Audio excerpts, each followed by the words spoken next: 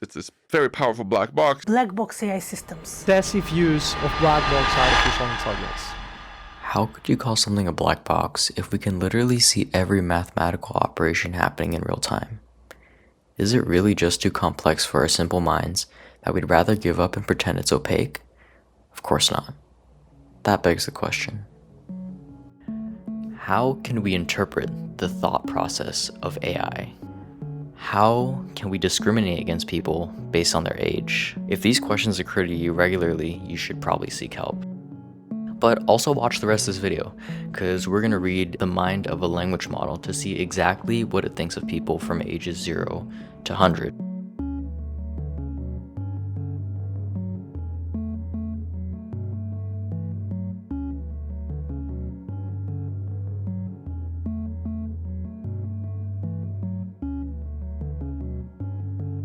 Alright, thanks for watching.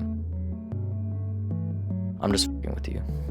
But is there anything really wrong with just asking it? The first problem is that the models available in your browser are instruction-tuned versions, which means that companies like Anthropic, Google, OpenAI, whoever's making them, have done some extra brainwashing to make sure it only spouts things in line with their ideology. The second problem is that if you ask it the same thing again, it will give you a different answer.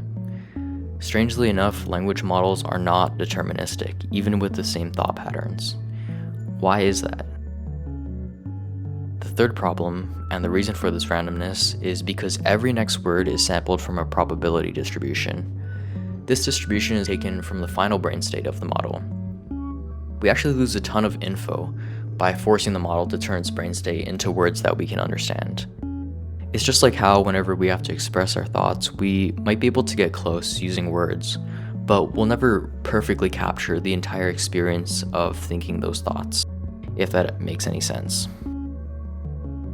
Okay, so how do we address these problems and uncover what it's really thinking? We're gonna take a baby, cover its mouth, cut its head open, look at its brain, and interrogate it. And I mean a baby language model, of course. Gemma 3 is Google's latest, greatest open source, open weight language model. And I call it a baby because the version we're going to use only has 1 billion parameters. For reference, GPT-4 is rumored to have 1.8 trillion parameters. So this is about 1,800 times smaller than GPT-4. You might doubt its capability at the size, but when experimenting, it's best to start small.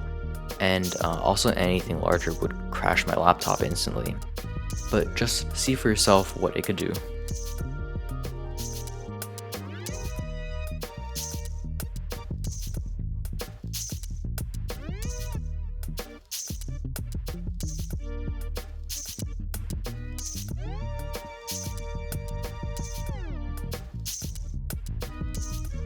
Like I mentioned before, the first problem is that AI companies go to great lengths to brainwash or post-train their models by instruction tuning them to behave well in a chat setting. Luckily, we can avoid this by using the pre-trained model. So think of this like a chronically online child with a vocabulary of 250,000 words that has read 2 trillion words from the internet, but was also never corrected on how to speak or act by their parents. So basically, just imagine any kid growing up today. Okay, now to solve the second problem, which is randomness, and the third problem of losing that information from the brain state. Here's the technique. When we prompt our baby model, we're actually going to completely ignore the word that it tries to say. We're going to instead look directly at the final brain state, which is a 1,152 dimensional vector called the residual stream, right before it would speak. This takes the non-determinism, or the randomness, out of the equation, since we don't care about picking words probabilistically, and more importantly, we aren't losing out on any of the information that this high-dimensional brain state captures. We can literally read its mind. So now you might ask, okay, it can't speak, so how the f*** are we humans going to interpret this 1,000-dimensional brain state? We're going to use something called principal component analysis, or PCA. So it's a technique for reducing super high dimensional data, like 1,000 dimensions, down to like 3 dimensions so we can visualize it more easily. I'm not going to explain PCA in depth in this video, but here's really all you need to know. Let's say we want to know what it thinks people of different ages love. So we'll ask it the following prompts. People at age 5 love, people at age 10 love, and so on until age 100. So for each prompt, our model's gonna read it and we'll try to complete it by producing a distinct 1000 dimensional brain state, which captures what it thinks the next word is that should come. So PCA will now calculate 3 new directions or dimensions called principal components that will show the most spread in the data, summarizing the 1000 dimensional brain states just as 3-dimensional brain states. From my experience, giving it 3 dimensions to work with lets it capture a good 70 to 80% of the spread in the data. So now we can plot all of our prompts nicely in 3 dimensions while still showing most of the spread in the data. So it's cool that we went from 1000 to 3 dimensions, but still, how the f do we interpret these 3 dimensions? Okay, consider trying to interpret just one of these 3 dimensions. The first step would be to take a small group of words that are most relevant to the prompt. So in this case, describing what people love, like retirement, longevity, penguins, alcohol. Now we're going to take pair differences of them, so like alcohol minus penguins, and see which pairs are most directionally similar to the principal component dimensions. If, let's say, alcohol minus penguins was one of the closest hits, we can conclude that this dimension has something to do with going from penguins to alcohol in the context of things that people love. Okay, now let's look at the other top scoring pairs. On the right side, we have things like moan, booze, cocaine, alcoholism, vodka, curves, tobacco, smoking, partying, cheating, but also things like retirement, longevity, and sobriety.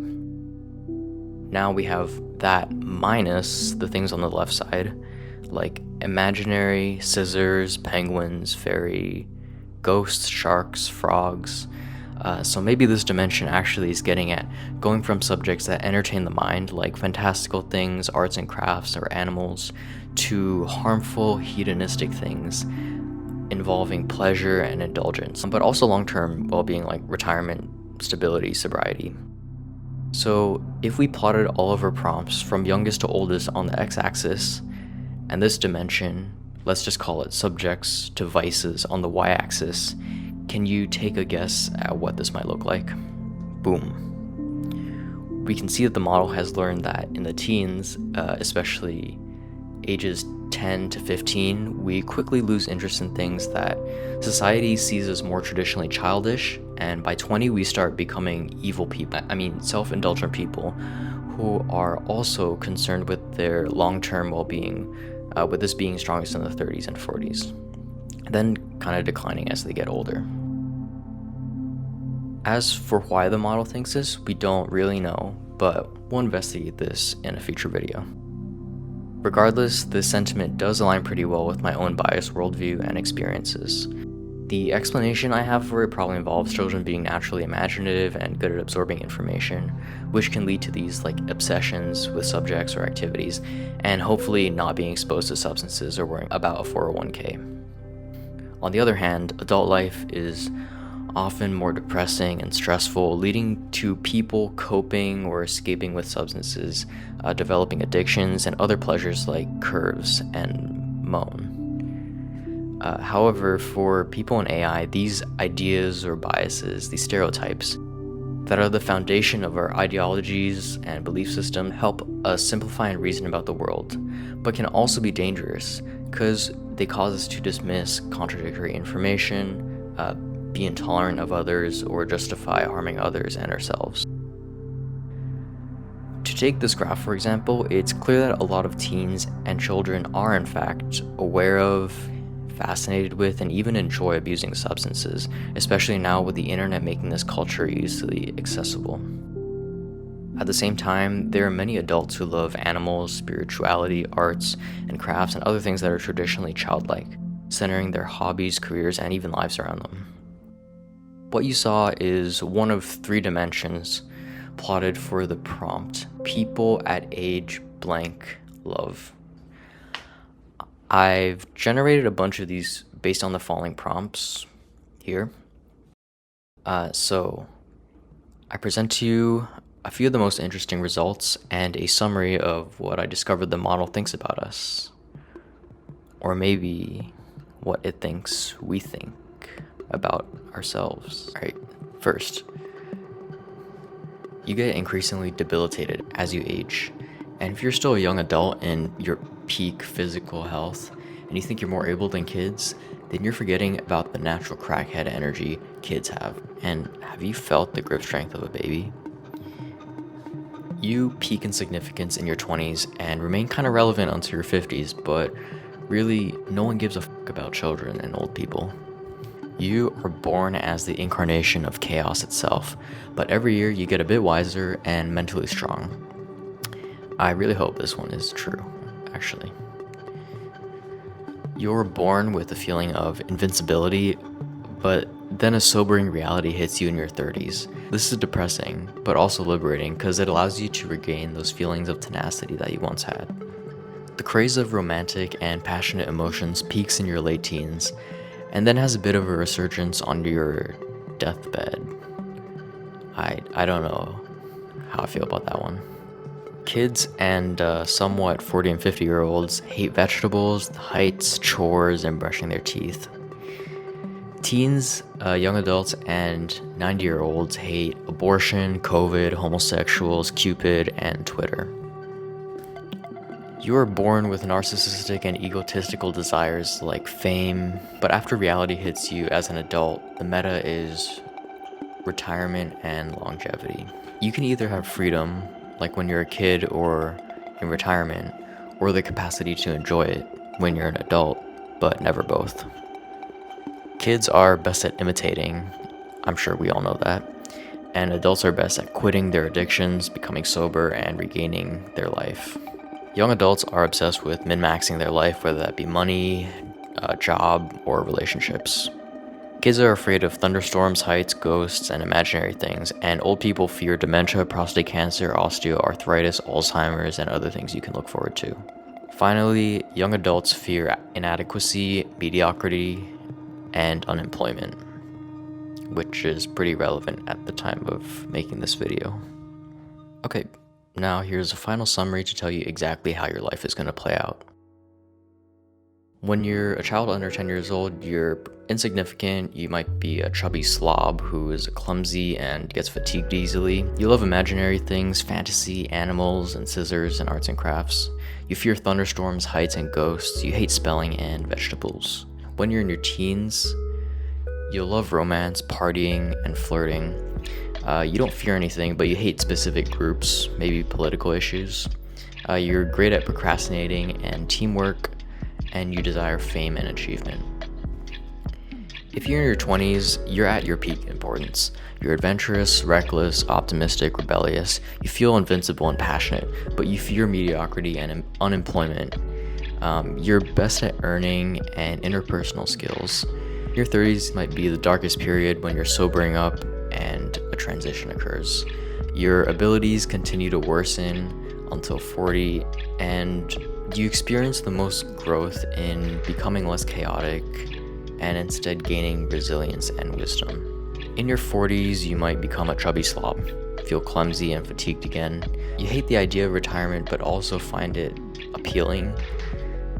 You hate vegetables, you're pretty good at quitting and sobering up, and you really desire rejuvenation.